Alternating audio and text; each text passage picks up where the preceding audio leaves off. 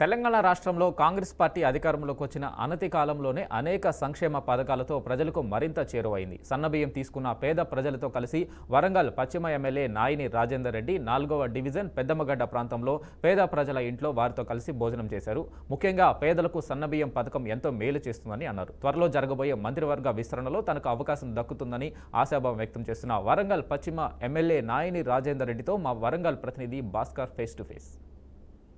తెలంగాణ రాష్ట్రంలో అధికారంలోకి వచ్చిన అనతి కాలంలోనే ప్రజలకు దగ్గరయ్యే విషయంలో చేరువయ్యే విషయంలో అన్ని ప్రయత్నాలు అన్ని సంక్షేమ పథకాలు ప్రజలకు దగ్గరయ్యే విషయంలో తీసుకొచ్చిన పరిస్థితి.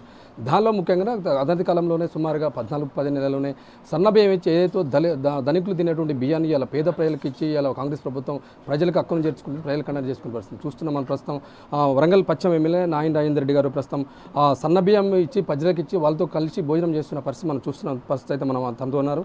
అసలు ఈ సన్నబియ్యం ఇచ్చినటువంటి ప్రజల నుంచి ఎలాంటి స్పందన వచ్చింది, ప్రభుత్వం ఎలాంటి అర్నిషాలు చేస్తున్న దానికి ప్రయత్నం చేద్దాం. సార్ మనతో ఉన్నారు. సార్ నమస్తే అండి. సార్ ఎట్లా ఉంది గతంలో 10 ఏళ్ళు టీఆర్ఎస్ ప్రభుత్వంలో వచ్చినటువంటి పని గొప్ప విషయం ఏంటంటే సన్నబియ్యం ప్రజలకు ఇచ్చడం. ఈ దీంతో చాలా దగ్గరైన చాలామంది ప్రజలు స్వయంగా మాకు చెప్తున్న పరిస్థితి. దీనిపై మీరు ఇలా సన్నబియ్యం భోజనం చేస్తున్న పరిస్థితి అంటే ఎన్నడూ జరిగినటువంటి అంశాన్ని ఇలా ప్రజలు స్వయంగా వచ్చి వాళ్ళే ఒప్పుకుంటున్న పరిస్థితి ఎట్లా ఉంది, దీనికి ఏం చెప్తారు మీరు? చాలా సంతోషంగా ఉన్నది. ఒక పండుగ వాతావరణం తిరిగి ఉన్నది.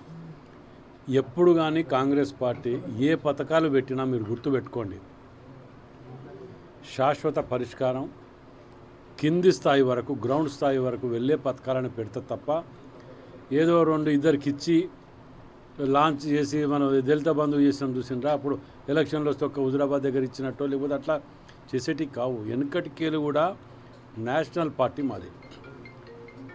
మనం ఏది చేసిన ఆరోగ్యశ్రీ చూడండి, ఫీజు రియంబర్స్మెంట్ చూడండి, ఇన్ఫర్మేషన్ యాక్ట్ చూడండి, ఆహార పథకం చూడండి, కులాలు మతాలు రాజకీయ పార్టీలకు అతీతంగా ప్రతి ఒక్క అర్హులైన ప్రతి ఒక్కరికి చేరే విధంగా ఉండే పథకాలు ఏదైనా ప్రవేశపెడుతుంది అంటే అది ఓన్లీ కాంగ్రెస్ పార్టీ మాత్రమే గర్వంగా చెప్పుకోగలుగుతా.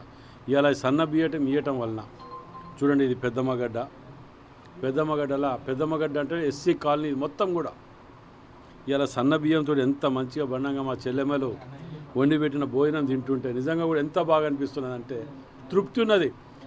గెలిచిన 15 నెలల్లో మాకు ఇలా తృప్తిగా బియ్యం ప్రారంభించినట్టు మరి తృప్తిగా మేము చేయగలుగుతున్నామనే ఆనందంగా ఉన్నది మాకు. ఇదే కదా అనేక సంక్షేమ పథకాలు తీసుకొచ్చింది కాంగ్రెస్ ప్రభుత్వం. రైతు భరోసా కావచ్చు, రైతుకు సంబంధించిన అంశాలు కావచ్చు, ఆరోగ్యశ్రీ కావచ్చు, మహిళలకు ఇచ్చినటువంటి బస్సు ఫ్రీ కావచ్చు, అదేవిధంగా 200 యూనిట్లు ఫ్రీ కరెంట్ కావచ్చు. అంటే ప్రజల నుంచి అనతి కాలంలోనే 10 ఏళ్ళు టీఆర్ఎస్ ప్రభుత్వం అధికారంలో ఎన్నడూ అన్నట్టు రెస్పాన్స్ స్పందన ప్రభుత్వానికి వస్తున్న పరిస్థితి. ప్రజలు అన్ని సంక్షేమ పథకాలు వెన్నెంటూ నడిపిస్తున్న పరిస్థితి. అంటే నిజంగా ఈ 14-15 నెలల కాలంలో ప్రభుత్వంపై మీకు ఎట్లా అనిపిస్తుంది, మీకు దానికి ఏం చెప్తారు మీరు చూడండి, పథకాల విషయంలో కాంగ్రెస్ పార్టీ 6 గ్యారంటీ కార్డులు ఇచ్చినాం. మేము కార్డులలో పెట్టిన అన్నీ ఒక్కొక్కటి చేసుకుంటూ వస్తూనే ఉన్నాం. ఇక ఈ కళ్ళుండి కబోదులు కొందరు ఉంటారు, ఏది ఒక బస్సు ఒకటి ఫ్రీ ఇచ్చిండ్రు ఏమి ఇచ్చిండ్రు అని అంటే 500 సిలిండర్కి అవపడతలేదా, 200 రూపాయలు కరెంట్ బిల్లు కడుతున్నారు. ఇక్కడ ఇది ఎక్కడ అడిగి చూడండి ఇంటింట పోయి. అంటే వాళ్ళ కళ్ళున్న కబోదులు వాళ్ళు ఎన్ని చేసినా నిన్న కూడా చూస్తున్నాం. వినయ్ భాస్కర్ గారు ప్రెస్ మీటింగ్లో పర్యావరణ గురించి మాట్లాడుతున్నాడు. అరే నీ పార్టీ ఆఫీసే పార్కు, పబ్లిక్ సంబంధించిన పబ్లిక్ గార్డెన్, దాని మీద చర్చకు రా అంటే పారిపోతేవి. అసలు దొంగ అని మాట్లాడితే ఇంకా దానికి ఇంకెవరు చెప్పాలి అంటే మేము ఎప్పుడు కానీ మేము ట్రాన్స్పరెంట్గా ఉంటాం. మా దగ్గర ఏ తప్పు దొరకబట్టలేరు. మీతోటి కాదు, అది 10 ఏళ్ళు ఉన్న మీతోటే కాకపోయా మేము ఇది చేయటం. ఇప్పుడేం చేయగలుగుతారు? కాబట్టి నేను ఏమంటున్నా, మేము కాంగ్రెస్ పార్టీ తప్ప ఎవరు చేయలేరు. మేము 6 గ్యారెంటీలు ఇచ్చిన వాటి తప్పకుండా మా ముఖ్యమంత్రి రేవంత్ రెడ్డి గారు కంప్లీట్ చేసే చూపిస్తాడు. అంత పట్టుదలతో ఉన్నారు వారు. ఇంకోటి, వరంగల్లో ఈ నెల 27న సభ జరగబోతుంది టీఆర్ఎస్ సంబంధించి. ఇప్పటికే వారంతా రాను రోజుల్లో తప్పకుండా ప్రభుత్వం మాది అధికారంలోకి వస్తాం, కాంగ్రెస్ ప్రభుత్వం మీద ప్రజలకు విశ్వాసం ఉందని చెప్తున్న పరిస్థితి. నిజంగానే ఈ సభపై అసలు ఎట్లా ఉంది స్పందన? అసలు మీరు కాంగ్రెస్ ప్రభుత్వం నుంచి టీఆర్ఎస్ వాళ్ళు విమర్శలకు ఏం చెప్తారు మీరు? ప్రజలని వరంగల్ జిల్లాకు మొట్టమొదటి అడుగుతాను, వరంగల్ జిల్లాకు నువ్వు చేసింది ఏందో చెప్పు.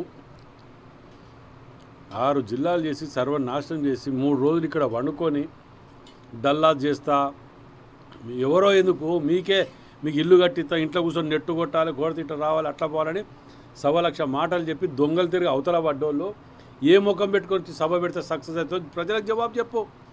నువ్వు వరంగల్లో సభ పెట్టే ముందు క్షమాపణ చెప్పినాకనే పెట్టాలి, అది కూడా చెప్తాను. ఇది నీ పద్ధతి తప్పు.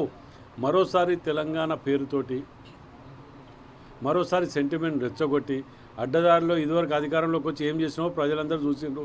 కవులు, కళాకారులు, ఉద్యమకారులు అందరిని ఏం చేసినావో చూసిండ్రు. లాస్ట్ క్వశ్చన్, అతి త్వరలో క్యాబినెట్ విస్తరణ జరగబోతుంది. మీకు క్యాబినెట్లో ఛాన్స్ ఉందని చెప్పి ప్రచారం జరుగుతుంది, దీనికి ఏం చెప్తారు మీరు? అది సీఎం గారి నిర్ణయం మీద ఆధారపడి ఉంటుంది. ఒకవేళ నేను చెప్పటం ఆశించడం నాకు అర్హత ఉన్నది. 39 ఏళ్ళకి పార్టీ పెట్టుకొని పనిచేస్తున్నా, ఎక్కడ పోకుండా ఉన్నది. దాన్ని బట్టి పేపర్లు కానీ అన్నీ రాయవచ్చు. మాకు పూర్తి నమ్మకం ముఖ్యమంత్రి గారి మీద ఉన్నది. వారు ఏ పని చెప్పినా మేము చేయడానికి సిద్ధంగా ఉన్నాం.